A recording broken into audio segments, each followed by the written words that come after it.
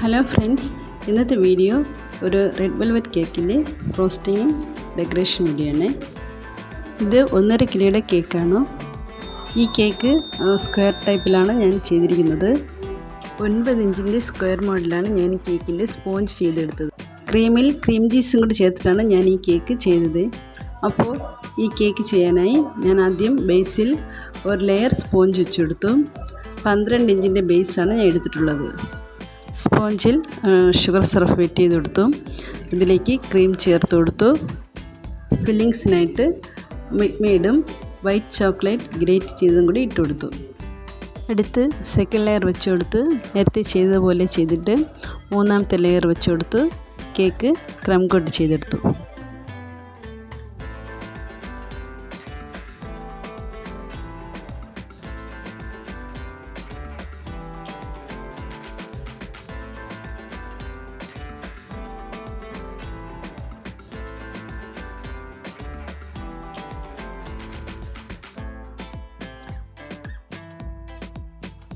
വീണ്ടും ക്രീം ചേർത്ത് cake finish ചെയ്തതിന് ശേഷം കേക്ക് ഫിനിഷ് ചെയ്യാൻ എടുത്ത ക്രീമിലും ഞാൻ ക്രീം ചീസ് ചേർത്തിട്ടാണ് കേക്ക് ഫിനിഷ് ചെയ്യുന്നത്.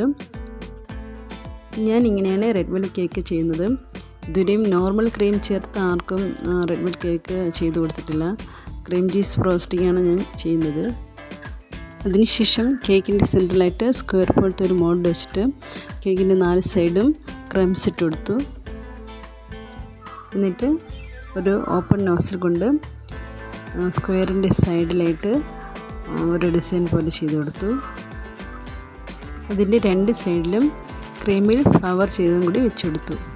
ഇടയ്ക്ക് കറണ്ട് പോയതുകൊണ്ട് ഈ ഫ്ലവർ ചെയ്യുന്നതിൻ്റെ വീഡിയോ ഒന്നും എടുക്കാൻ പറ്റിയില്ല കേട്ടോ. ഫ്ലവറിൽ കുറച്ച് ലീഫും കൂടി വെച്ച് കൊടുത്തിട്ടുണ്ട്. നടുവിലായിട്ട് ഡാർക്ക് ചോക്ലേറ്റ് ഗനാഷ് കൊണ്ട് ഹാപ്പി ബർത്ത്ഡേ എന്നും പേര് എഴുതിയിട്ടുണ്ട്. അപ്പോൾ ഇതാണ് കേക്കിൻ്റെ ഫൈനൽ ലുക്ക്. നിങ്ങൾക്കെല്ലാവർക്കും ഇഷ്ടപ്പെട്ടെങ്കിൽ തീർച്ചയായും ലൈക്കും സബ്സ്ക്രൈബും ചെയ്യണം.